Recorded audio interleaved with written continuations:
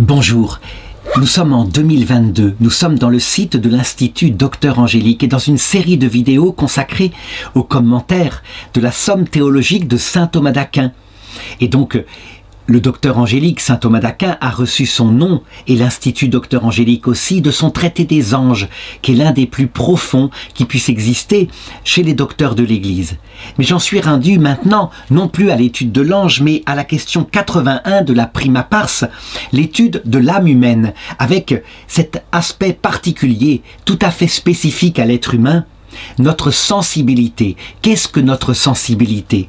Cette sensibilité particulière que les anges n'ont pas, ce sont de purs esprits, et qui fait de nous, probablement, le chef-d'œuvre de Dieu, non pas selon la perfection de la nature, non, ce sont les anges qui sous ce rapport-là sont plus parfaits, purement spirituels, donc plus proches de Dieu, mais sous le rapport, je dirais, de la capacité à obtenir un cœur humble. Comme dit l'Écriture, tu m'as fait un corps et j'ai dit, me voici Seigneur, pour faire ta volonté. Ça veut dire que par notre corps et notre sensibilité, nous avons une possibilité d'aimer plus fort que les anges, d'aimer jusqu'à donner notre propre vie. Et donc la question 81 aborde la question de la sensibilité et commence par l'article 1. La sensibilité est-elle seulement de l'ordre affectif ? Alors c'est une question, ici, qui n'est même pas philosophique, c'est plutôt une question de vocabulaire. En effet, il faut se pencher sur le mot sensibilité pour voir sa signification analogique et, on peut le dire, elle est de deux sortes. D'abord, on peut entendre par sensibilité l'équivalent de ce que j'ai appelé, lorsque j'ai montré l'âme humaine avec toutes ses facultés, de ce qu'on peut appeler la vie sensible, qui est décrite ici, avec ses facultés, à savoir d'abord les 5 sens, le sens de l'équilibre, les sensations, donc c'est la vue, l'ouïe, l'odorat, le goût, le toucher. Ce sont les sens externes, il y a aussi 4 sens internes que sont le sens commun, l'imagination, la mémoire et l'estimative. Et puis, il y a une affectivité divisée en 2 facultés, le concupiscible et l'irascible. Et donc, pris en ce sens-là, on peut appeler sensibilité toute la vie sensible qui est en nous, qui est commune avec les animaux et qui a comme caractéristique, premièrement, d'être déjà consciente. Je veux dire par là que lorsqu'on touche, on est conscient qu'on touche. Et puis, d'être finalisé par un bien sensible, accessible au sens. Donc, par exemple, un gâteau au chocolat, ou alors un petit animal qui est devant nous, qu'on trouve joli, mais qu'on voit. C'est ça qui est important. Donc, elle est bornée, elle est finalisée par des biens sensibles, ça veut dire accessible au sens. Ça, c'est le premier sens, et dans ce sens-là, on doit dire qu'il y a des facultés de connaissance sensible et des facultés d'affectivité sensible. Cependant, il y a un deuxième sens du mot sensibilité. On dit qu'une personne est sensible lorsque, par exemple, connaissant quelque chose avec ses sens, eh bien, elle est touchée par cette chose et elle est comme attirée vers cette chose. Et plus elle est sensible, plus l'attraction est forte. Et quelquefois, on le voit par exemple chez des enfants, il y a une forte attraction vers des biens sensibles, des choses qui les touchent particulièrement. Lorsque ce sont des biens sensibles supérieurs, comme par exemple un petit animal qui souffre, alors on parlera d'une sensibilité très fine et on voit ces enfants qui parfois sont extrêmement doux, délicats avec les petites bêtes. On voit aussi cette façon d'être chez les mamans. Et donc, le mot affectivité, dans ce cas-là, va se résoudre à une sensibilité affective, donc, je dirais, des passions qui les portent vers un bien. Et ces passions-là les touchent énormément. Donc on dira qu'une personne est d'une grande sensibilité quand elle est comme cela. Alors, quelques objections.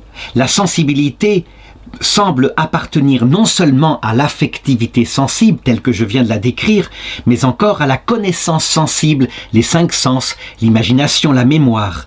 Et saint Augustin, c'est ce qu'il dit lorsqu'il dit « Le mouvement sensible de l'âme qui se porte vers les sens corporels est commun aux hommes et aux bêtes. Mais les sens sont des facultés de connaissance, la sensibilité l'est donc également. » Donc c'est dans l'autre sens du mot sensibilité que saint Augustin l'emploie. Et donc il faut faire attention à son vocabulaire, je dirais, de quelle façon on l'emploie. Attention aux mots, hein. Les mots sont quelquefois équivoques ou quelquefois analogiques. Alors, deuxième objection, encore de saint Augustin, qui oppose la sensibilité, avec toutes ces facultés que j'ai indiquées, il l'oppose à la raison inférieure. Lorsque notre intelligence se met au service d'un bien sensible, par exemple pour se l'accaparer, pour en faire sa proie, et donc capable d'inventer des ruses extraordinaires. Et puis la raison supérieure, qui lorsque notre intelligence cherche les biens supérieurs comme le sens de la vie, la question de la sagesse de Dieu, etc. Donc manifestement, la sensibilité comprend les facultés de connaissance et d'affectivité sensible. Eh bien, il faut répondre à cela que saint Augustin parle en philosophe du vivant, et sous ce rapport-là, il a bien raison. Tandis qu'ici, on emploie le mot sensibilité du côté uniquement de l'affectivité sensible qui nous fait tendre et donc être fragile, puisque lorsqu'on a besoin d'un bien sensible, c'est donc qu'on est en manque qui nous fait tendre vers un bien sensible.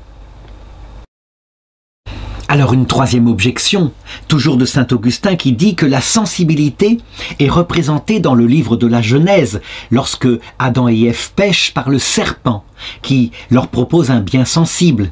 Et donc manifestement, le serpent, c'est une faculté de connaissance, la connaissance du bien et du mal, que la personne peut ensuite choisir.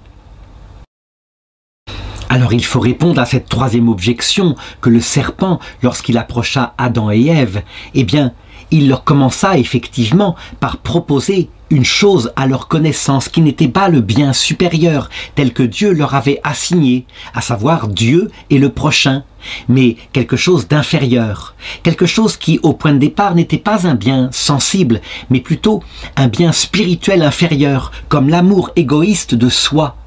Et ceci se réalisa ensuite dans des biens sensibles véritablement inférieurs, comme par exemple mettre la finalité de sa vie dans les plaisirs immédiats, dans la vanité, dans, je dirais, la possession de la sécurité, etc. Alors l'article 2 demande si l'affectivité sensible se divise en deux puissances distinctes, à savoir le concupiscible et l'irascible. Alors pour répondre à cette question et le faire en philosophie, il ne faut pas partir d'un argument d'autorité, même si de grands philosophes comme Aristote sont arrivés à cette conclusion-là. Il faut partir de l'expérience. Et là, d'abord, on constate que effectivement, il y a en nous une affectivité primordiale, au point que si elle disparaissait, il n'y a plus en nous du tout de moteur pour nous tourner vers un bien. Je veux dire par là que notre sensibilité, lorsqu'elle nous présente certains biens, eh bien, se met en place lorsque ce bien est désirable pour une façon ou pour une autre. Par exemple, pour se nourrir, et le besoin de se nourrir est absolument indispensable, hein, eh bien, se met en place lorsqu'il y a beaucoup de nourriture, eh bien, un simple désir, un désir de ce bien, et nous voulons le manger. S'il y a désir envers ce bien, cette nourriture qui est devant nous, ça veut dire qu'il y a donc amour, amour sensible pour ce bien, et c'est l'amour qui provoque le désir. Et enfin, lorsqu'on le mange, simplement, en période d'abondance, eh bien cela s'achève dans un certain plaisir de manger. Au contraire, lorsqu'on nous retarde un peu le repas, mais que ce n'est pas très grave, que le repas viendra un peu plus tard, il peut y avoir une forme de tristesse par rapport à un obstacle qui est là, mais on le constate, l'obstacle n'est pas bien dangereux. Donc, il existe une série de passions qu'on appellera des passions liées à l'amour d'un bien sensible, quel qu'il soit, qui se déclenchent dès qu'il y a un bien sensible attirant, et ce sont les passions du concupiscible. Et puis, parfois, ce bien peut prendre une autre nature, à savoir que, tout d'un coup, il devient fondamental et important. Important, par exemple, pour quelque chose qui est important pour nous, comme notre survie. Imaginons la même situation dans un camp de prison où on meurt de faim et que se présente un peu de nourriture. Alors, par rapport aux autres prisonniers qui sont là, on peut dire que ce bien-là va devenir quelque chose d'essentiel. Et d'abord, certes, il y a le désir, de la même façon, donc la passion du concupiscible est première, mais comme ce bien est essentiel, vont se mettre en marche d'autres passions, des passions beaucoup plus fortes, des passions qui sont comme le défenseur du concupiscible, en tant que ce bien a pris une autre nature, notre survie est en jeu. Eh bien, ces passions-là, comme l'espoir qui nous porte vers ce bien, ou l'audace qui nous porte à le conquérir et qui doivent s'achever dans le fait de le manger, donc pareil dans une forme de jouissance qui est une passion du concupiscible, ces passions-là sont spécifiques. Si ce bien est tellement important que l'obstacle nous l'enlève, alors ça peut s'achever dans la peur d'abord qu'on nous l'enlève, et puis s'il nous a été enlevé, dans le désespoir, éventuellement dans la colère qui se déclenche parce que on estime qu'une injustice nous a été faite. Et la colère, elle veut rétablir l'ordre juste par rapport à ce bien qu'on estime pour nous. Donc, même si matériellement c'est le même bien sensible, eh bien on le constate dans notre connaissance. Ce n'est pas du tout la même chose qu'un bien, je dirais, relatif, peu important, qui va arriver de toute façon, et un bien essentiel. Et voilà comment on distinguera deux facultés d'affectivité sensible, l'une qui s'appelle le concupiscible et qui se porte vers le bien en général, qui fuit le mal en général, qui nous empêche d'accéder à ce bien, et puis les passions de l'irascible qui se tournent vers ce bien parce qu'il est important, ou alors qui fuit le mal devenu important parce que le bien que l'on recherche est important. Alors, une première objection qui dit cette distinction entre deux facultés semble artificielle. On le voit, les passions du concupiscible, certes, vont vers le convenable, donc le bien, mais elles fuient aussi le nuisible. Par exemple, l'obstacle qui m'empêche d'avoir ce bien, d'où les passions que sont la fuite par rapport à un danger qui se présente, je dirais la tristesse. Quand ce danger finalement se révèle présent. Donc manifestement, on ne devrait pas distinguer deux facultés, mais une seule faculté, l'affectivité, avec, je dirais, ses diverses nuances. Eh bien, en fait, il faut le remarquer, le concupiscible, certes, fuit le nuisible, mais un nuisible qui n'est pas très nuisible, ce n'est pas bien grave, on contournera d'une autre façon. On aura par exemple une autre occasion de manger quelques minutes plus tard. Tandis que l'irascible fuit un nuisible important, donc un nuisible qui s'attaque à l'existence même par exemple du sujet, comme par exemple un lion qui pourrait nous dévorer. Et on le voit, c'est tout à fait autre chose qu'un simple retard sur un repas qui de toute façon se produira dans 5 minutes. Voilà pourquoi, eh bien, l'expérience nous montre bien deux passions différentes, la passion du concupiscible qui est assez paisible et la passion de l'irascible qui, elle, déclenche toute l'adrénaline, toutes les réactions du corps. Alors une deuxième objection dit ceci, l'affectivité sensible n'a pas d'autre objet que ce qui convient dans l'ordre de la sensation. Ça veut dire que c'est quand la sensation nous présente, par exemple ce gâteau au chocolat qui est devant nous, que se met en place l'affectivité sensible. Et donc on ne doit pas distinguer, dit cette objection, une autre faculté d'affectivité que le concupiscible qui nous porte vers ce bien présenté par la sensation. La réponse de saint Thomas d'Aquin est que la sensation ne suffit pas. Il faut que, à un moment donné, le sens profond, l'estimative, donc une forme d'intelligence sensible qui nous manifeste ce qu'est ce bien, s'il est utile, s'il est nuisible et de quelle façon il l'est, s'il est nuisible de façon fondamentale au point de mettre en danger notre propre vie, ou s'il est nuisible de façon secondaire, il suffit de le contourner paisiblement. Eh bien, c'est cette intelligence sensible qui va déterminer le niveau de passion qui se dresse. Et donc, quand le bien ou quand le mal présent, eh bien, est simplement relatif, c'est le concupiscible qui va s'occuper du bien et qui va être déclenché par l'estimative. Tandis que quand le mal ou le bien est absolument essentiel à notre vie, alors l'irascible est déclenché à son tour. Alors une troisième objection dit que la haine passionnelle qui nous fait détester un mal eh bien, elle fait partie de l'irascible, puisque le mal est quelque chose qui toujours s'attaque à notre plénitude d'être. Donc, manifestement, on ne devrait pas encore distinguer deux facultés concupiscibles et irascibles. Alors il faut répondre à cela que les passions dans notre âme ne sont pas totalement séparées. La base, c'est évidemment le concupiscible, et s'il n'y a pas la haine d'un mal, il n'y aura pas du tout le déclenchement non plus des passions, je dirais de fuite venant de l'irascible. Mais la haine, lorsque le mal est considéré comme extrêmement dangereux, eh bien, certes, c'est une passion du concupiscible, mais c'est cette haine, parce que ce mal est particulièrement dangereux, qui va déclencher l'irascible. Donc, l'irascible est comme le protecteur du concupiscible, sans en être totalement séparé. Mais c'est une deuxième faculté, d'affectivité sensible, manifestement.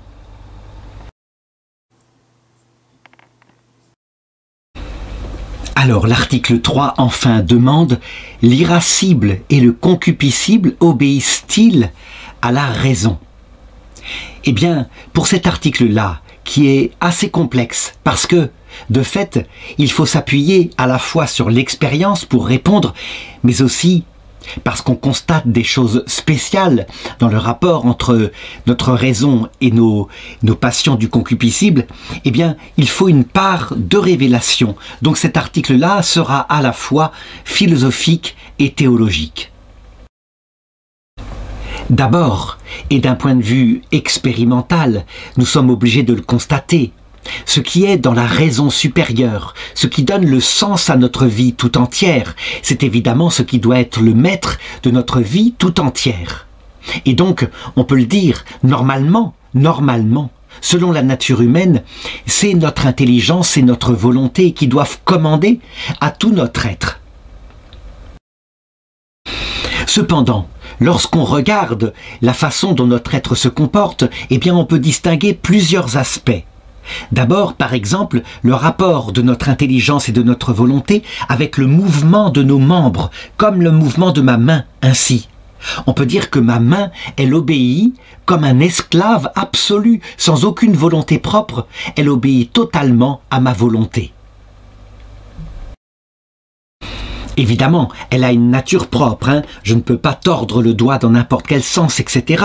Mais en ce qui concerne sa nature propre, eh bien, elle est entièrement soumise à ma volonté, un peu comme l'esclave serait soumis à son maître, l'esclave n'ayant aucune possibilité d'une réflexion, d'un acte libre venant de lui-même.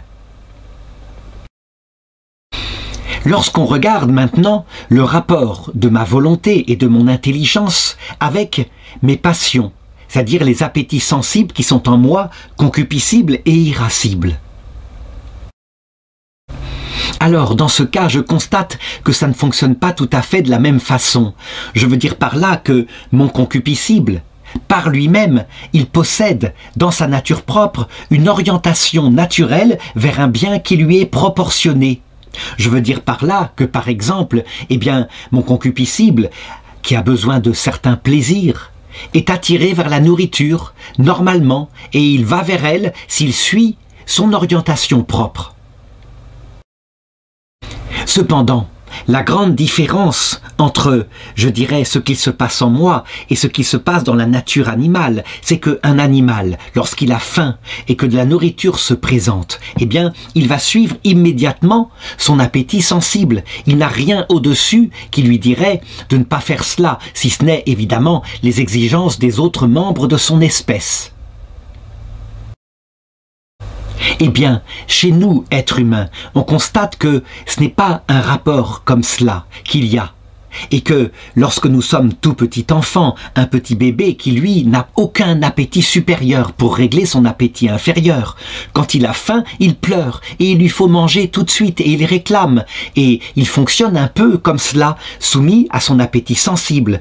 Mais ensuite, tout au long de son éducation et par l'acquisition des vertus, eh bien peu à peu, il va devenir maître de son appétit sensible. Lorsqu'un être humain est adulte et pleinement maître de lui-même, par exemple, s'il se présente un gâteau au chocolat qui l'attire, il a vraiment envie de le manger, et qu'il y a autour de lui une finalité supérieure, comme la famille. Il ne va pas se précipiter telle une bête sur ce gâteau pour le manger immédiatement, et le manger aussi vite qu'il le peut. Non, les choses sont dirigées par l'appétit supérieur, et parce que ce gâteau est au service de quelque chose de supérieur que présente la raison supérieure, à savoir la vie de famille, la personne va être capable de se contrôler. Cependant, le rapport de notre raison supérieure avec cet appétit inférieur qu'est le concupiscible ou l'irascible, c'est pas le même que celui de ma main avec ma volonté. On peut dire que plutôt ça ressemblerait à un homme monté sur un cheval qui est apprivoisé, et ce cheval lui obéit. Mais ce cheval, il a son énergie propre. Et donc, c'est un peu le rapport, on pourrait dire, d'un bon maître avec un serviteur qui a sa propre volonté quelque part. On peut donc comparer ce pouvoir de l'intelligence et de la volonté sur notre sensibilité, quand les choses se passent bien, lorsque nous sommes éduqués, au pouvoir d'un roi sur son propre peuple. Mais ce peuple, il a une nature, on ne peut pas le violenter, sinon il se révolterait. Mais on le voit bien, manifestement, c'est la raison qui doit dominer et diriger les appétits inférieurs, un peu comme par exemple un sujet dans un royaume qui lui vise par lui-même son bien individuel. Le roi qui lui connaît le bien universel du tout, c'est lui qui normalement dirige, et parfois il peut demander à son sujet de sacrifier son bien individuel en vue du bien universel. Ainsi la raison, qui a comme regard supérieur le bien universel de l'homme, normalement c'est elle qui doit diriger les appétits inférieurs. Alors, ceci étant dit, ceci étant ce qui est normal, normalement ce qui devrait se passer chez l'être humain, il faut maintenant continuer dans l'expérience pour constater quelque chose que saint Paul décrit. Dans la lettre aux Romains, chapitre 7, verset 23, et il dit ceci: « Je constate dans mes membres une autre loi qui s'oppose à celle de mon esprit. Ce que je veux faire, je ne le fais pas, et ce que je ne voudrais pas faire, je le fais. Qui me délivrera, continue-t-il, qui me délivrera de cette loi de mort que je constate dans mes membres ?» En réalité, nous le constatons donc tous en nous, je dirais sur un point ou sur un autre. Nos appétits sensibles, loin de se comporter comme le cheval apprivoisé dont je parlais tout à l'heure, se comportent parfois plutôt, sur certains points, comme un cheval rétif, qui veut sa volonté propre, qui par exemple, s'il a envie de l'herbe verte qui est là, on a beau lui commander, non, va dans cette direction-là, pour le bien de ton maître, le cheval va manger son herbe verte, et il désobéit, et la volonté est bien obligée de suivre. On peut dire globalement qu'on constate que l'appétit inférieur, avec ses aspirations propres qui sont liées au plaisir, qui sont liées aussi à la sécurité et qui sont liées éventuellement à la gloire par rapport aux autres, il suit contre notre volonté, il suit sa propre aspiration. L'explication, évidemment, est complexe et il n'y a pas d'explication philosophique si ce n'est la constatation d'une sorte de décalage entre l'appétit volontaire qui devrait dominer et l'appétit sensible qui, en fait, se dirige aussi par lui-même. D'où est-ce que vient cette disharmonie? On peut, d'un point de vue philosophique, d'abord la constater dans les rapports avec la petite enfance. Je l'ai dit, normalement, par l'éducation, par l'acquisition des vertus, par le travail sur soi, on doit peu à peu dominer les appétits inférieurs, mais les choses ne se passent pas si facilement que cela. Et puis, il y a une raison qui est d'ordre théologique, qui nous est révélée uniquement par la foi. Et c'est saint Paul qui en parle, quand il dit « Je constate qu'il a été mis dans ma chair une écharde, un ange de Satan chargé de me souffleter. » Et il en donne la raison. Il dit « Afin que je ne m'enorgueillisse pas, étant donné la grandeur des révélations que j'ai reçues. » Et donc nous le savons, de par la révélation chrétienne, cette disharmonie a été mise par Dieu volontairement, provisoirement, compte tenu du péché originel. Ça veut dire qu'il n'a pas voulu que le premier homme et la première femme, qui eux se maîtrisaient totalement, étaient dans un état tel que je l'ai décrit dans le corps de l'article, il n'a pas voulu que les choses se passent pleinement, parfaitement, à cause du risque d'orgueil, de telle façon que l'homme, découvrant sa fragilité, ne s'enorgueillisse pas du fait qu'il est un animal spirituel, capable de se diriger lui-même en suivant sa propre providence. Donc notre foi nous montre que cette disharmonie est mise par Dieu provisoirement et que, à un moment donné, il nous en délivrera, évidemment, afin que nous puissions nous diriger vers le destin éternel. Mais ça, c'est une autre affaire, et pour le moment, j'en reviens à l'aspect philosophique des choses, donc la constatation expérimentale. Et donc, quelques objections. Par exemple, cette première objection qui dit « c'est le contraire qui paraît ». Il semble que l'appétit irascible et le concupiscible n'obéissent pas du tout à la raison. Ces deux facultés font partie de la sensibilité, or celle-ci n'obéit pas à la raison. Aussi est-elle symbolisée dans l'écriture par le serpent, donc l'irascible et le concupiscible ne sont pas soumis à la raison. Donc, c'est dans la révélation que le concupiscible et l'irascible sont symbolisés par le serpent, à savoir un ange de Satan qui se glisse dans notre psychisme afin de l'éloigner de l'obéissance à notre raison supérieure. Mais, nous le savons, cette chose-là est provisoire et elle vise à nous apprendre l'humilité. Donc, la constatation de cette loi en nous n'empêche pas que, normalement, dans l'état naturel de l'être humain, c'est bien la raison supérieure qui doit commander à la raison inférieure, un peu comme le cavalier commande à son cheval. La deuxième objection va dans le même sens et elle reprend ce texte de saint Paul. « Je vois en mes membres une autre loi qui s'oppose à celle de mon esprit. » Et donc, normalement, si cet article était vrai, et si les appétits irascibles et concupiscibles obéissaient à la raison, ils ne lutteraient pas contre la raison, comme on le constate. Il est vrai que dans l'état originel de l'homme et de la femme, en Éden avec Adam et Ève, eh bien l'harmonie totale qu'il y avait entre leur raison supérieure et puis l'obéissance de leur raison inférieure ne venait pas que d'un aspect naturel. Cela venait aussi de la grâce, en ce sens que leur esprit étant familièrement en rapport avec Dieu, eh bien cette présence de Dieu répandait jusque dans leur sensibilité et dans leur corps ses bienfaits, si bien que sans aucune faiblesse, leur sensibilité obéissait pleinement et parfaitement à leur raison. Quand je dis que leur sensibilité obéissait pleinement à leur raison, eh bien, je peux comparer à ce qui se passe dans le nouvel Immaculé, à savoir le Christ Jésus. Et on le voit au Jardin des Oliviers. Lorsque la mort se présente à lui, eh bien, il n'y a rien à faire. Son corps réagit selon sa nature propre. Et sa nature propre est de fuir ce qui lui nuit, ce qui nuit à son bien particulier, à savoir de fuir la mort.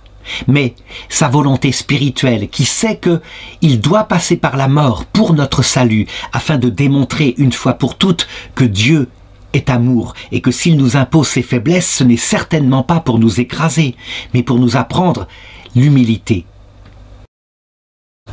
Eh bien, on le voit dans le Christ, finalement, c'est la raison supérieure qui finit par dominer la raison inférieure avec son orientation propre. Donc on peut le dire, même chez Adam et Ève, dans l'état de la grâce originelle, portés par cette grâce et par cette harmonie originelle, il n'empêchait que la sensibilité irascible et concupiscible avait leur orientation propre et qu'ils obéissaient un peu, comme je l'ai dit, comme l'animal bien apprivoisé obéit à son maître, comme le cheval obéit au cavalier qui le monte.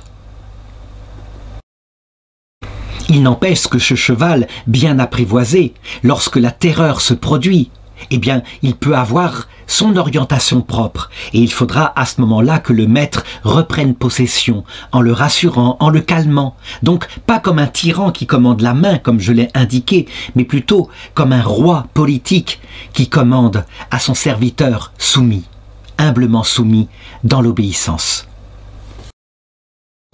Alors une troisième objection consiste à comparer ces facultés appétitives, là, irascibles et concupiscibles, au sens. Nous le voyons bien, notre sens n'obéit pas à notre raison.